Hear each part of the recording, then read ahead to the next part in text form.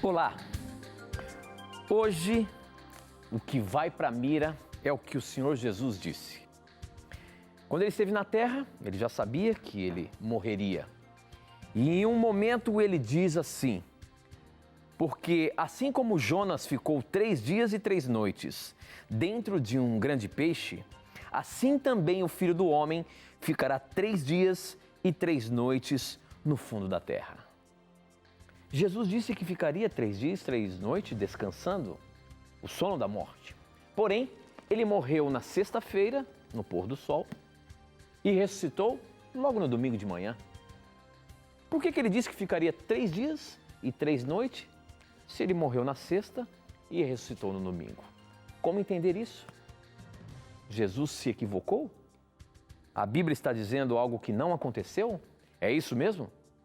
Esta e muitas outras questões você acompanha agora, pois está no ar, Na Mira da Verdade.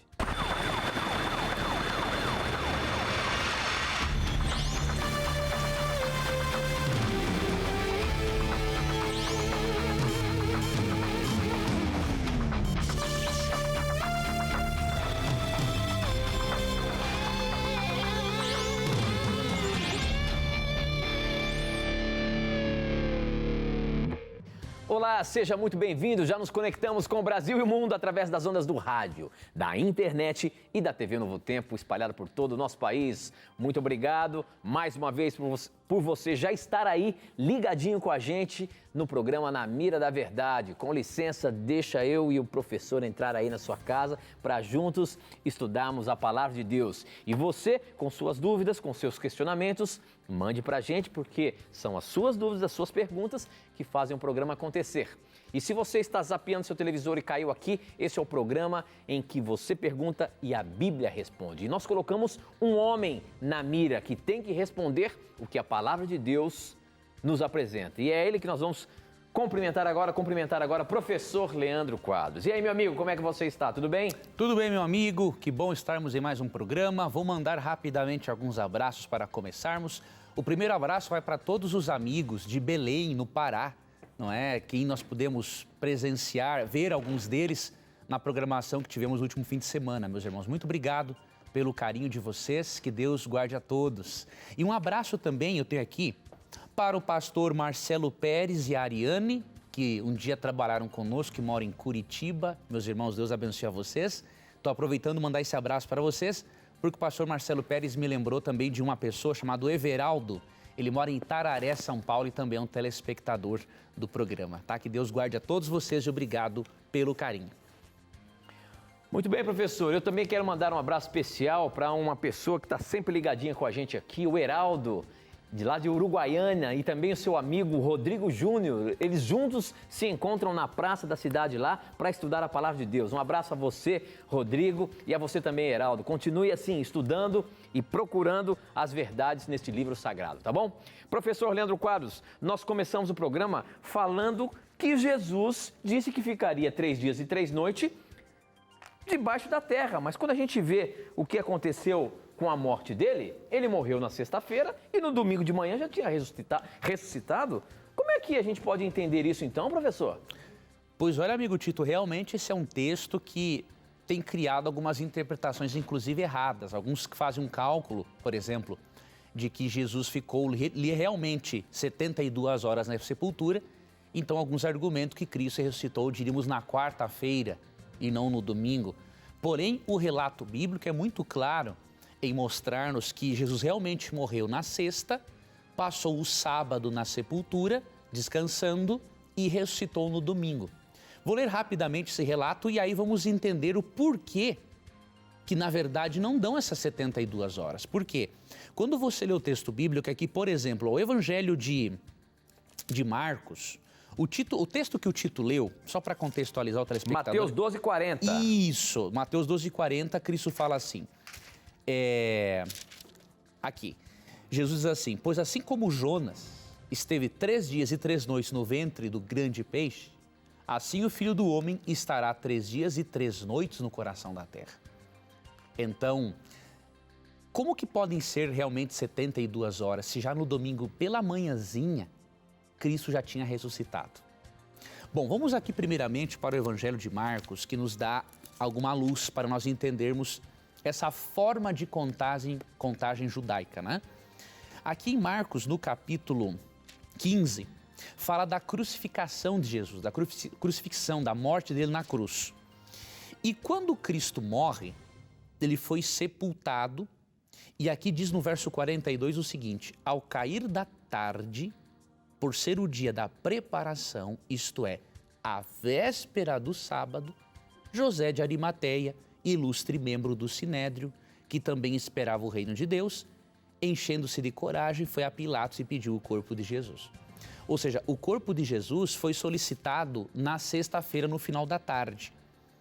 E Jesus, de acordo com o texto bíblico, aqui quando você lê Marcos, no capítulo 15, versículo 34, aqui diz assim, ó: e à hora nona, Jesus exclamou em alta voz: Deus meu, por que me desamparaste? A hora nona era às 3 horas da tarde. A hora sexta, ao meio-dia. A hora nona, 3 horas da tarde. Então, Cristo morreu na sexta, às 3 da tarde. E aí, passou o sábado na sepultura, e no capítulo 16 de Marcos, 1 e 2, assim: passado o sábado, Maria Madalena, Maria, mãe de Tiago, e Salomé compraram essências aromáticas para ungir o corpo de Jesus.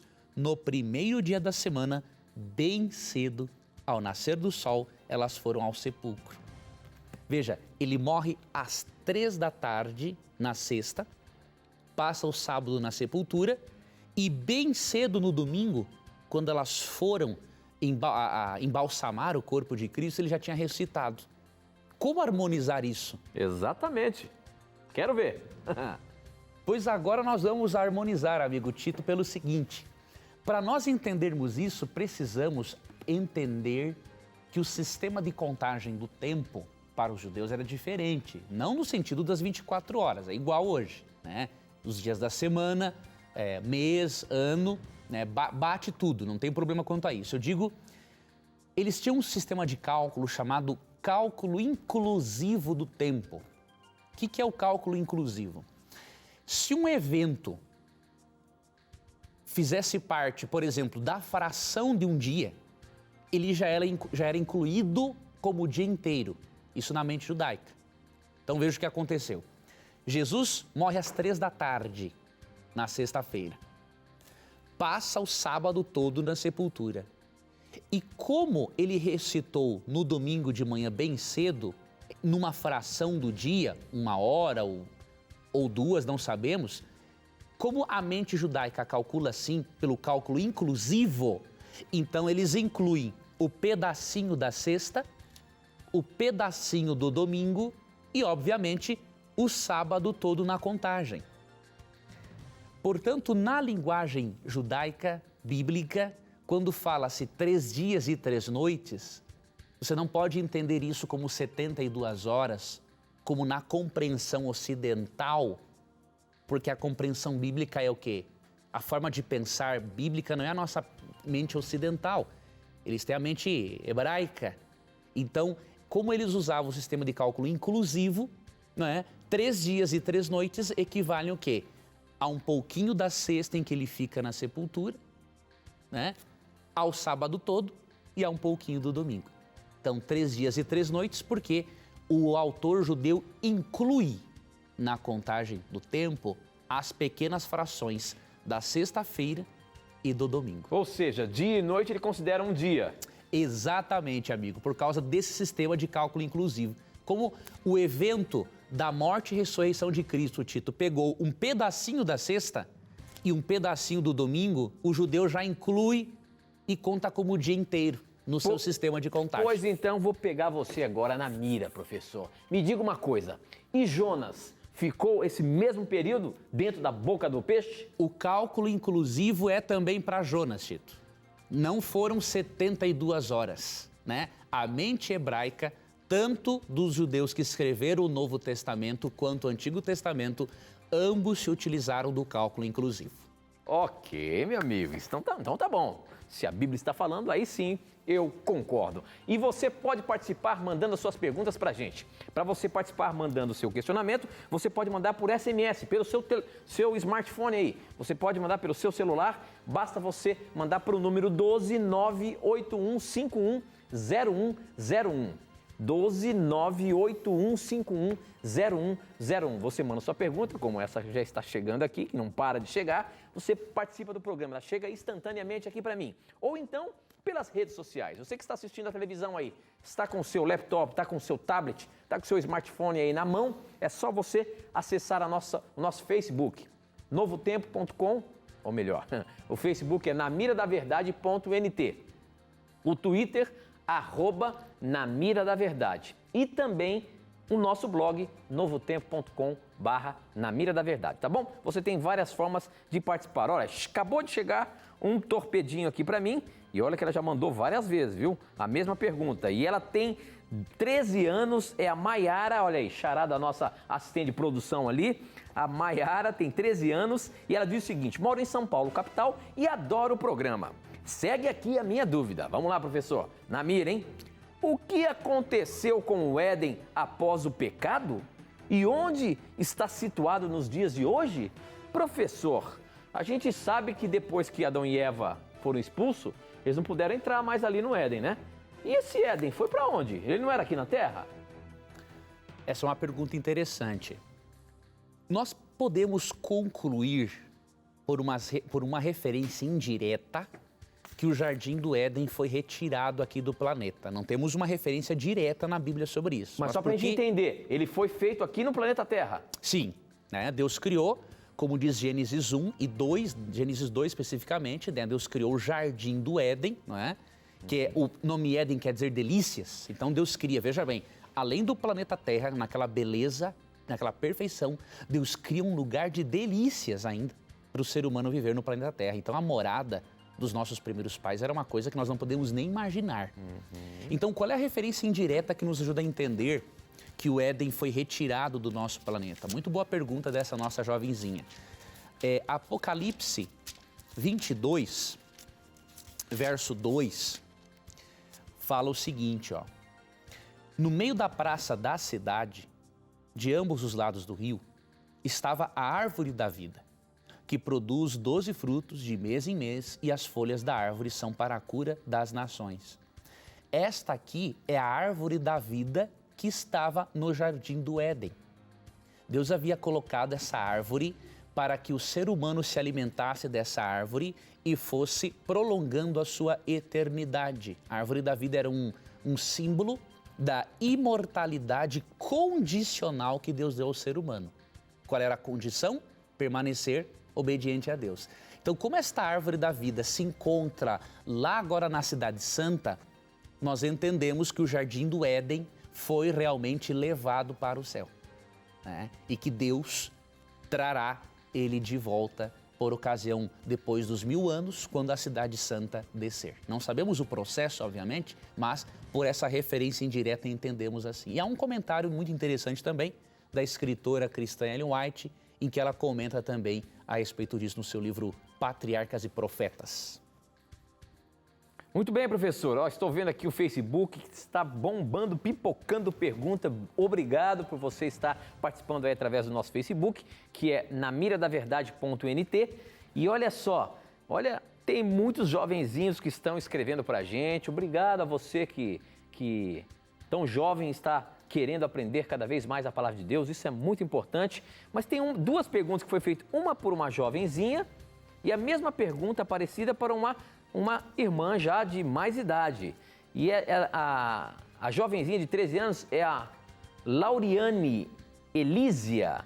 E a senhora, a irmã, é a Ingrid Bruckner. E ela diz o seguinte, deixa eu ler a pergunta das duas. Olá, Tito, professor, me chamo Ana, tenho 13 anos. Minha pergunta é, em outros países, olha só, os adventistas utilizam as joias. Somente no Brasil que não.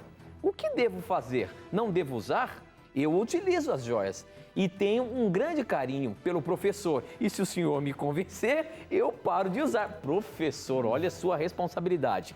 E a irmã Ingrid já diz o seguinte: também quero saber sobre os adornos. Onde está na Bíblia essa questão? Sou de Taubaté e amo tuas provas. Comecei a aprender da Bíblia aos 59 anos. Hoje tenho 60 e com muito estudo, mas não gravo as passagens bíblicas. Forte abraço. Duas pessoas aí querendo saber com relação às joias, aos adornos, o que a Bíblia diz, por que nos dias de hoje a igreja aconselha que as nossas irmãs não usem joias. Por que isso, professor? Veja bem, primeiramente, realmente nos Estados Unidos e outros lugares do mundo, você vê, tanto na igreja adventista, igrejas batistas, várias igrejas cristãs, pessoas com costumes diferentes, por exemplo, do adotado no Brasil. Mas eu posso garantir para você que a norma, a compreensão bíblica do não uso de adornos é a mesma, pelo menos para os adventistas, é o mesmo em todo o mundo, né? Prova disso, você pode ler aquele livro O Uso de Joias na Bíblia, escrito pelo Dr. Ángel Manuel Rodrigues, que foi diretor do Instituto Bíblico de Pesquisas da Conferência da Associação Geral dos Adventistas. Ele escreveu essa obra lá dos Estados Unidos e você percebe que o princípio é o mesmo. O que a igreja faz é o quê? A igreja dá orientação, mas a igreja não vai obrigar, né, a pessoa a seguir a orientação. A igreja crê que o seu papel é ensinar, é orientar, mas aí a pessoa vai aceitar ou não a orientação de acordo com a vontade dela, porque cada um tem o seu livre-arbítrio, né? Agora, a nossa posição, primeiramente, é a seguinte: nós não cremos que joia determine caráter de pessoa nenhuma. Eu já falei isso aqui no programa e falo de novo.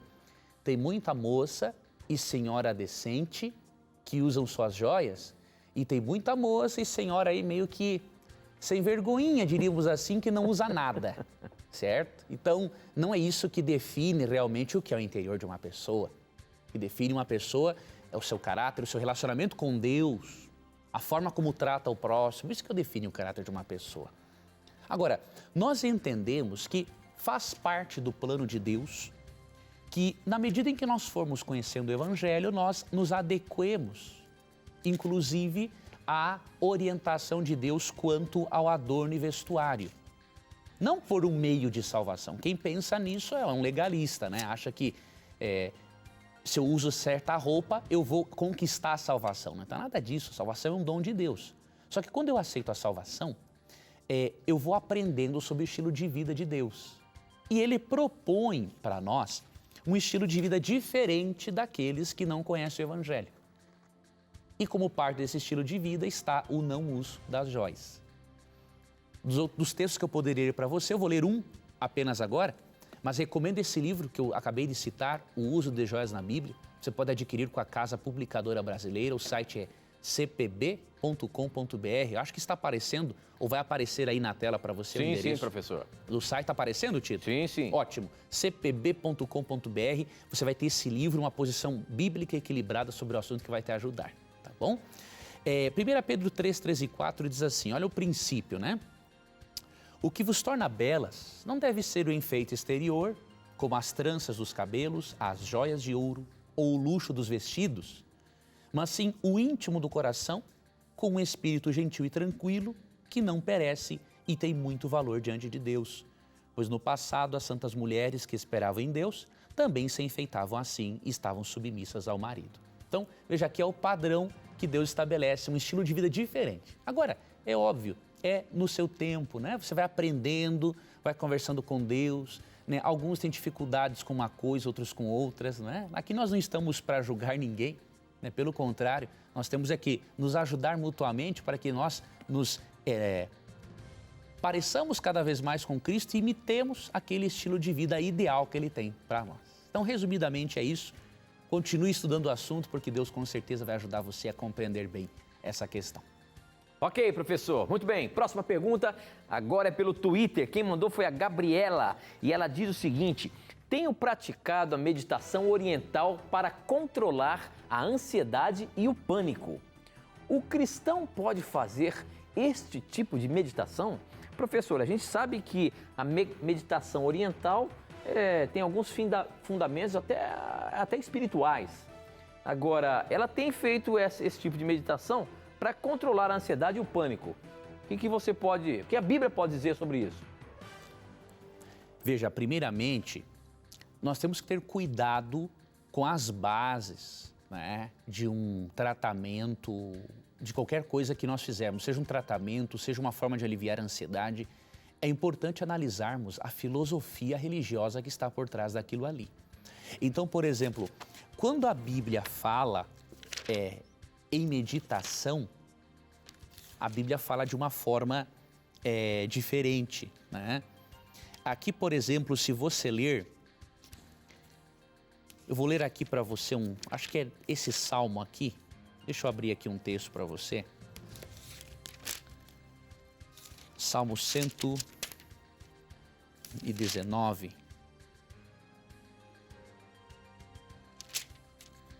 Só para a gente colocar a perguntinha ali no ar, a meditação oriental pode ser usada para controlar a ansiedade e o pânico? Eu vou ler um texto aqui que fala assim, ó, Salmo 119, verso 1. Bem-aventurados os que se conduzem com integridade, os que andam na lei do Senhor.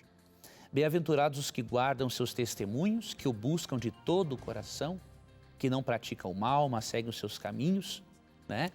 E aí Davi fala também que na lei de Deus ele medita de dia e de noite. Ou seja, a meditação na Bíblia é uma reflexão na palavra de Deus. Agora, tem uma filosofia por trás, né, da meditação que devemos ter muito cuidado. Se você pratica a meditação como uma forma de o seu espírito, diríamos assim, transcender o corpo, obviamente essa prática é demoníaca, né? Porque biblicamente o ser humano é um ser holístico e não existe o chamado espírito consciente sobrevivendo fora do corpo, né? Então seria uma prática demoníaca. Agora, se você aprender um exercício de relaxamento, que na verdade muitas vezes não é a meditação transcendental, aí obviamente não há um problema, né? Então, exercícios de relaxamento, você inspirar, expirar, né? Direcionar a mente, imaginar cenas da natureza, coisas tranquilas, isso é uma coisa muito legal para se fazer. Agora, cuide a filosofia que está por trás e veja se o que você não está tentando fazer não seria a meditação transcendental. Ok, professor, muito bem. Agora, por SMS, a pergunta, deixa eu ver se tem um nome aqui. Eros, de Antonina, Paraná, ele diz o seguinte: Eros, sua pergunta está na mira. Por favor, esclareçam uma dúvida. Desde que comecei a estudar a Bíblia há uns 20 anos, tenho ouvido várias interpretações de diversos pregadores com relação a Apocalipse 17. Propriamente sobre os versículos 10 e 11. Sei que se tratam de antigos reinos como Egito, Síria, Babilônia, Medopérsia, Grécia e Roma Papal. Qual é o oitavo reino? Estamos vivendo nos dias deste reino? Por favor, me tire esta dúvida. Professor, esta é uma dúvida que muitos têm aí com relação a essa profecia de Apocalipse 17, o oitavo rei. Afinal de contas, como entender Apocalipse 17 com relação ao oitavo rei? Primeiramente, não há uma posição fechada, definida, né, sobre os reis do Apocalipse. Agora, o que nós sabemos é o que não é, tá? Então, quando o indivíduo fala que os reis do Apocalipse são 7 papas e que o oitavo rei vai ser o último papa antes da volta de Cristo, isso é uma bobagem.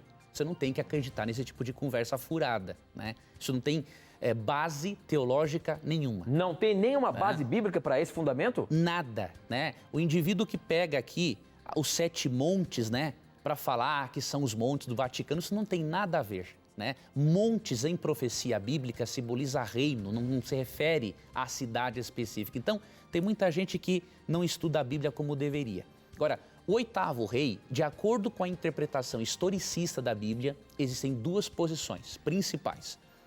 Que o oitavo rei seria o papado na sua força máxima no tempo do fim, para impor o decreto dominical juntamente com os Estados Unidos, e há um estudo exegético interessante do Dr. Eckhard Miller, em que ele demonstra também que é possível interpretar o oitavo rei como Satanás. Ou seja, Satanás querido personificar a vinda de Cristo, ou seja, o oitavo rei seria a soma de todo esse engano para enganar as pessoas nos últimos dias a respeito da volta de Cristo. Então, são essas as interpretações principais. Eu recomendo que você se atenha às interpretações mais possíveis e essas que ficam contando quantos papas vão vir antes da volta de Cristo, por favor, né? Abandona isso porque é só perda de tempo.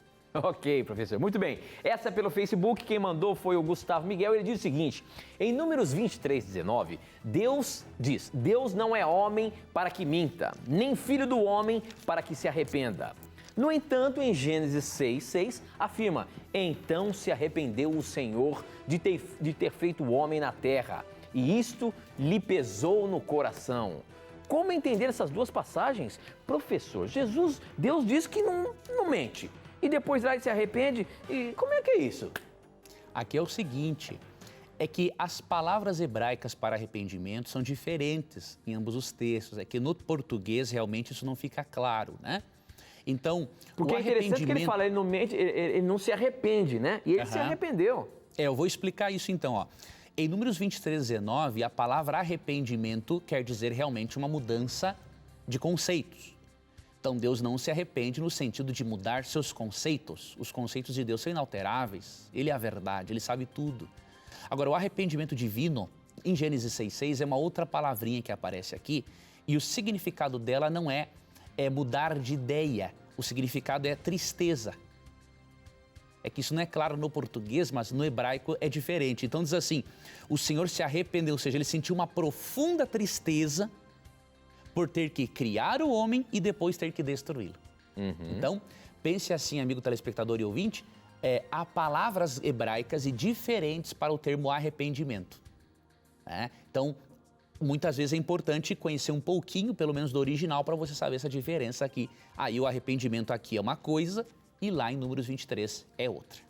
Ok, professor. Muito bem. Eu queria lembrar que os nossos ouvintes da Rádio Novo Tempo que estão ligadinhos com a gente aí, obrigado pelo carinho da audiência de vocês, obrigado por vocês participarem do programa mandando suas perguntas. Quando você mandar aqui no programa da TV, anote aí, eu estou ouvindo pela Rádio Novo Tempo de tal cidade, tá bom? Para a gente colocar no ar aqui a sua pergunta. Mas quero lembrar você que toda terça-feira às 10 da manhã, professor Leandro Quadros e eu estamos ao vivo pela Rede Novo Tempo de Rádio, falando para todo o Brasil aí, fazendo o programa Na Mira da Verdade, e você também pode participar, tá bom? Então você tem a chance não só de participar na segunda, na quarta, aqui no programa pela TV, mas também pela Rádio Novo Tempo, toda terça-feira às 10 da manhã, tá bom? Não sai daí não, a gente vai para um breve intervalo, mas a gente volta já já.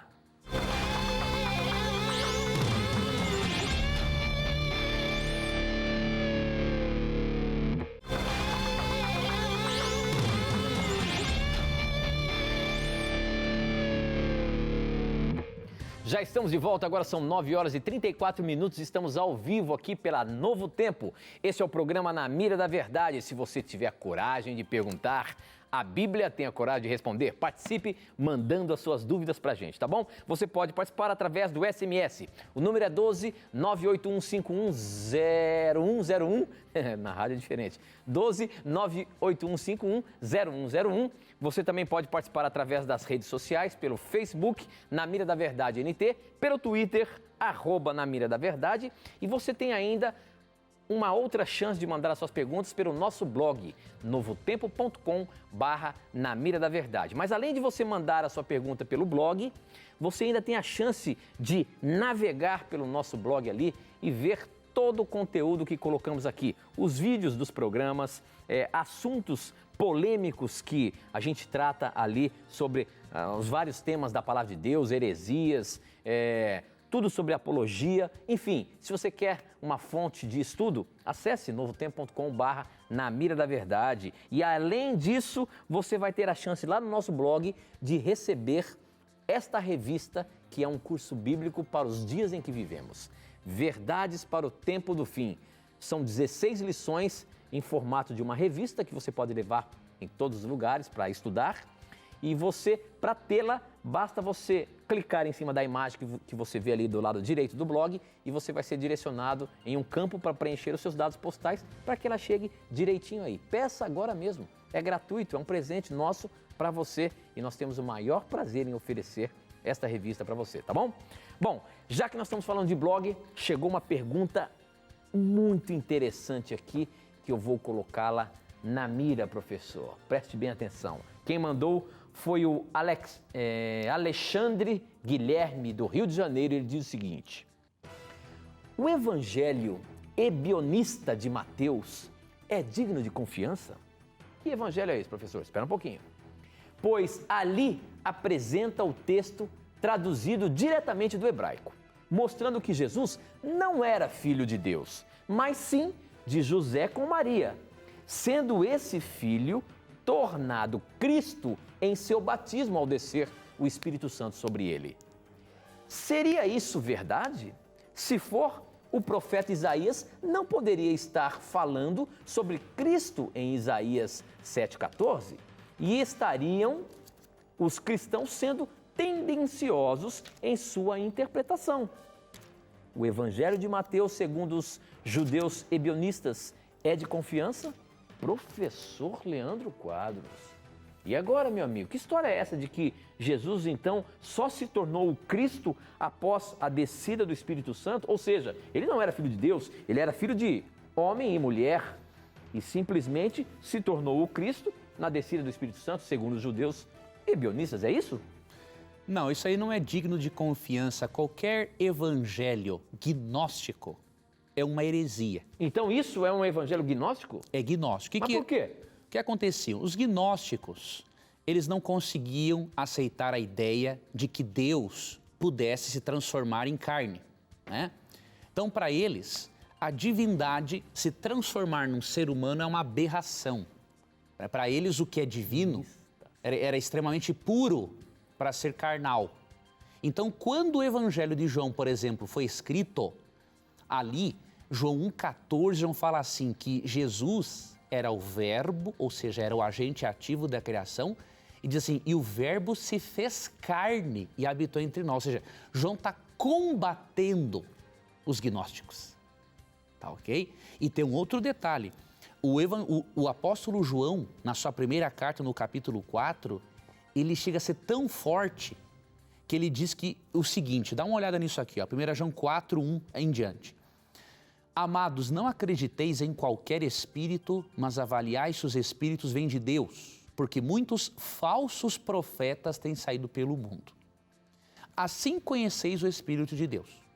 Todo espírito, lógico, o espírito que é pessoa, né, profeta, que confessa que Jesus Cristo veio em corpo, é de Deus. E todo espírito que não confessa que Jesus, ou melhor, que não confessa Jesus, não é de Deus, mas é o espírito do anticristo, a respeito do qual tendes ouvido que havia de vir e agora já está no mundo. Então João é muito claro, aquele indivíduo que nega que Jesus é divino e que ele se transforma em carne para vir morrer pelos nossos pecados, ele é um falso profeta, ele é um anticristo, ou seja, ele é contra Cristo. Então é óbvio, eu prefiro crer no evangelho inspirado de João do que num falso evangelho desse, não é? Que diz que Jesus não é divino e que ele não veio em carne. É óbvio, nós não vamos acreditar em nada gnóstico que foi duramente combatido pelos apóstolos que realmente viveram na companhia de Jesus. E eles sabiam melhor do que ninguém quem era Jesus Cristo. Muito bem, professor. E olha que o nosso blog está fervendo, hein? Porque o Marcelo de Goiás também coloca uma outra pergunta perigosa. Diz o seguinte: como podemos explicar a dita similaridade entre as biografias de Jesus e de Horus egípcio? Quem que é esse camarada aí, professor? E existe sim uma similaridade? Porque me parece que Horus também escreveu várias coisas que quando a gente vê o que Jesus escreveu, e parece que Horus viveu antes, dá a entender de que foi uma compilação? É isso, meu amigo? Na verdade, as pessoas precisam ter em mente uma coisa. Existiram realmente mitologias, algumas mitologias parecidas com certos relatos bíblicos, mas na verdade as dissimilitudes entre Jesus e o chamado Deus Horus é muito grande.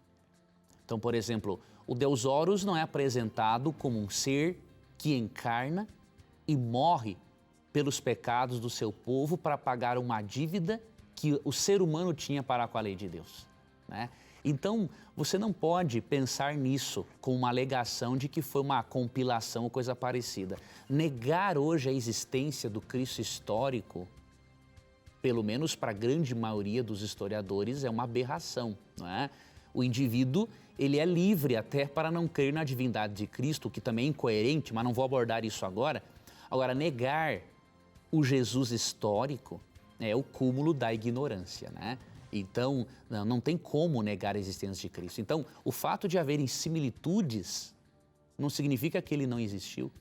Comprovadamente, é o único homem que dividiu a história.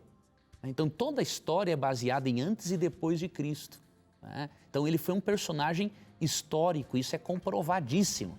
Então, a similitude com uma outra mitologia, com uma mitologia, não indica necessariamente que ele não existiu, né? Hoje, no meio acadêmico, negar que existiu Jesus, né, o indivíduo tem que voltar a estudar de novo. Ok, professor. Muito bem. Essa agora chegou pelo Facebook, mas antes eu queria falar uma coisa. A semana passada, uma onda explodiu na internet.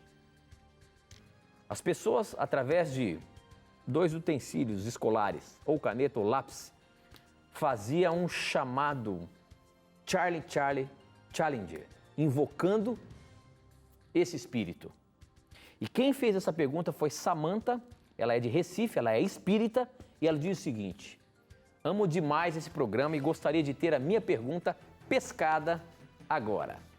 Gostaria de saber o que o professor está achando dessa onda na internet das pessoas estarem invocando o espírito de um tal de Charlie.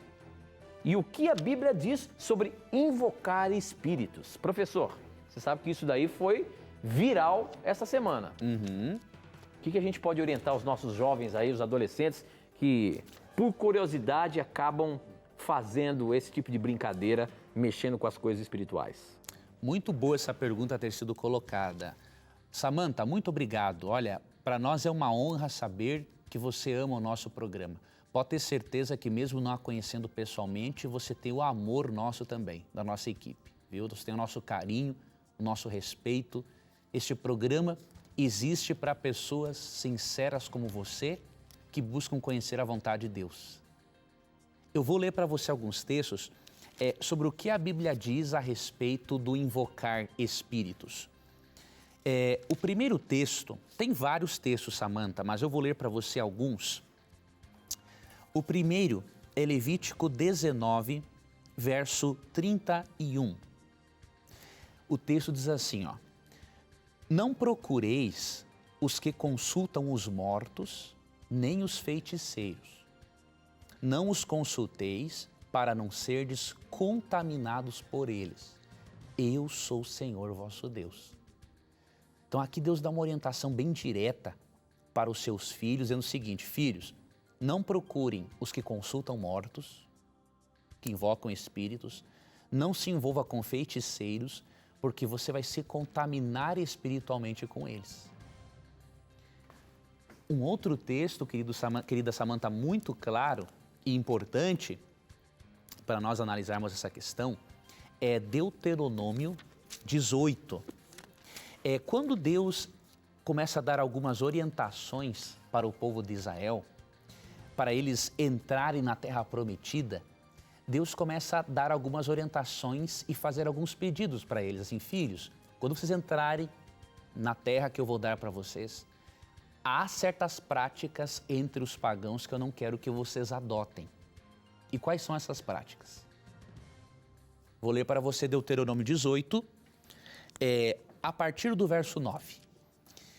Quando entrares na terra que o Senhor teu Deus te dá, não aprenderás a fazer as abominações daqueles povos. Veja, essas práticas que Deus vai proibir são abominações, ou seja, coisa que ele abomina, repugna, né? Não haverá contigo quem sacrifique o filho ou a filha no fogo, nem adivinho, nem prognosticador, nem agoureiro, nem feiticeiro, nem encantador, nem quem consulte um espírito adivinhador, nem mágico, nem quem consulte os mortos, pois o Senhor detesta todo aquele que faz essas coisas. E é por causa destas abominações que o Senhor teu Deus os expulsa de diante de ti. Serás perfeito para com o Senhor teu Deus. Então, querida Samanta e querido irmão, irmã espírita, não tenha dúvida que, biblicamente, Deus abomina a consulta aos mortos. E por quê? Biblicamente, a morte é um estado de inconsciência até o dia da ressurreição. Eclesiastes 9, 5, 6 e 10, Salmo 146, 4, Salmo 88, 10 a 12, João 11, 11 a 14, 1 Coríntios 15, 23, Daniel 12, 2, são alguns dos textos que mostram que a morte é um sono até a ressurreição. Então, sendo querido que há só dois poderes no universo, Cristo e seus anjos e Satanás e seus anjos, de acordo com Apocalipse 12, 7 a 9, nós cremos que se Deus abomina essa prática, é porque os espíritos ali envolvidos não são espíritos de pessoas mortas, porque elas estão dormindo. São demônios, anjos caídos, que personificam as pessoas que morreram com o objetivo de enganá-las, desviar a atenção delas da Bíblia para aquilo que é sobrenatural. Então você que é um adolescente, tenha muito cuidado. Não pratique nada que envolva consulta a mortos, porque biblicamente Deus realmente abomina essa prática. São os demônios que estão diretamente envolvidos ali.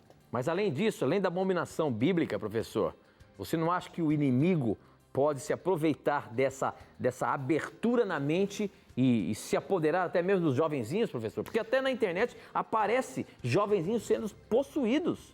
E eu já queria lançar a próxima pergunta, você responde na sequência. Biblicamente, quando um caso de possessão é verdadeiro, como que a gente consegue biblicamente identificar quando o demônio se apodera de uma pessoa? Muito boa essa pergunta. Uma vez eu li um artigo do Dr. Adami, é um psicólogo que fez teologia também, ele mora nos Estados Unidos. Um abraço para o doutor Adami e toda a sua família, não é? Que vi eles tem algum tempo. Eu li um artigo do doutor Adami muito interessante. Ele é um doutor em psicologia. Ele fez uma diferenciação muito interessante. Entre as coisas que ele menciona, não vou lembrar de todas agora, obviamente, porque faz anos que eu li esse artigo. Uma das coisas que ele faz a diferença é o seguinte. Uma pessoa com uma enfermidade mental, normalmente ela não tem repulsa de Jesus, ou seja, você fala no nome de Cristo perante a pessoa, isso é indiferente, né? Agora, uma pessoa possessa por um demônio tem uma aversão absurda em relação a Cristo. Por quê? Obviamente, o demônio tem uma aversão a Deus e a tudo que tem a ver com Deus, né? Uma outra diferença interessante que alguns psicólogos apontam, entre eles o Dr. Adami, é que a pessoa com enfermidade mental, ela mantém ainda o seu estado. Mesmo que ela tenha um problema mental, ela é ela mesma, né? Agora, uma pessoa possessa, quem viu sabe, é uma outra personalidade tomando conta da personalidade do indivíduo, revelando segredos e coisas que aquela pessoa que foi possessa, ela não sabe, ok? Então, essas são algumas das maneiras de você fazer uma diferença. E realmente, quem brincar, pisar nesse tipo de terreno, a possibilidade dele ser possesso ou ter uma influência maligna na sua vida é muito grande. Nós não podemos brincar com o inimigo. Olha a advertência que a Bíblia tem para nós aqui, ó, em 1 Pedro 5, 8, ó.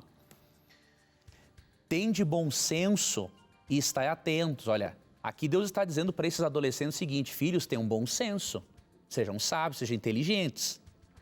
O diabo, vosso adversário, anda em derredor, rugindo como um leão, que procura quem possa devorar.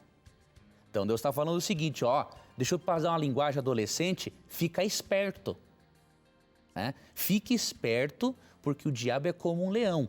Ele vai rodeando você e quando você der a bobeira, meu amigo, ele pega você. Então, leve a sério as coisas espirituais, não brinque com esse tipo de coisa. Vai estudar a Bíblia, porque aqui você tem uma carta de amor de Deus para você. Eu acho que é importante a gente reforçar isso, professor, porque os nossos jovens, hoje tudo é moda. É moda os filmes de demônios, e eles passam a até admirar isso. E começam a mexer nesse terreno, que é uma linha tênue. E quando se apercebem, já estão sendo maltratados, prejudicados, possuídos pelo demônio. E a gente tem que alertar e fazer com que eles tomem bastante cuidado com isso, porque não é brincadeira não. E quando você fala aí para ler a Bíblia, talvez não seja atrativo para os nossos jovens. Mas a gente tem que sempre embutir isso na cabeça deles, para que eles possam, de alguma forma, conseguir ter essa vontade, porque não é fácil no mundo que a gente vive, viu, professor? Eu falo isso pela preocupação dos nossos filhos. A gente sabe que esse mundo está completamente tomado pelas forças do mal, e isso é muito comum. Então você, pai, cuide com o que o seu filho está vendo na internet, cuide com o que ele está assistindo, as séries que tem aí fazendo sucesso, que se você for ver, todas são feitas pelo inimigo de Deus. A gente tem que tomar cuidado e salvar as nossas crianças, porque, como o professor mesmo diz, o leão está aí rugindo, ele quer tragar e vai pegar. Então, tome cuidado, não brinque com essas coisas, que isso realmente não é bom para a vida, não.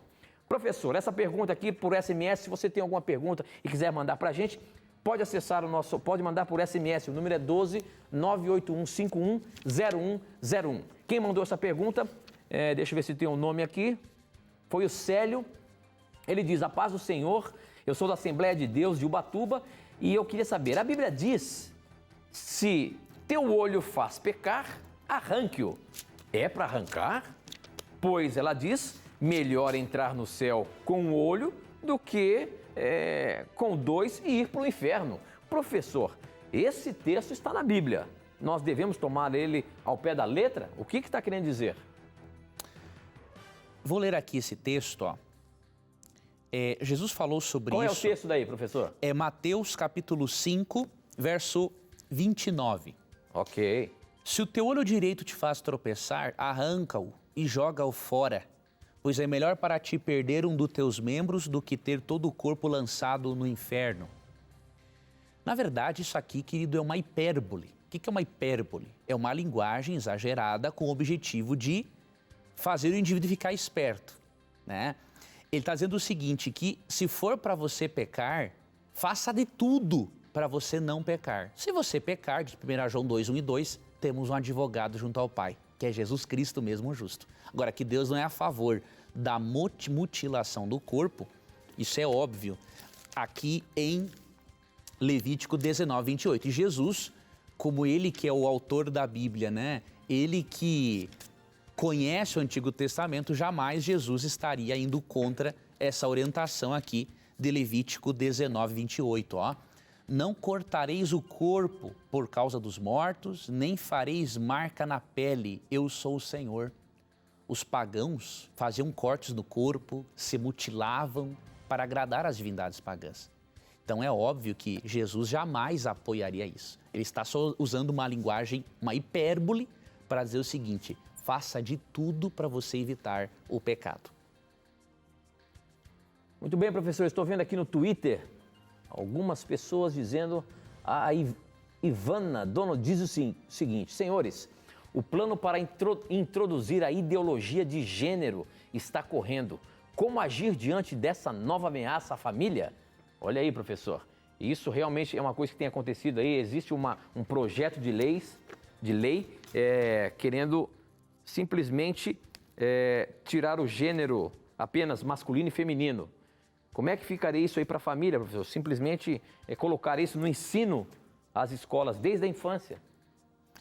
Primeiramente, nós aqui na TV Novo Tempo sempre pregamos e ensinamos a sujeição às autoridades.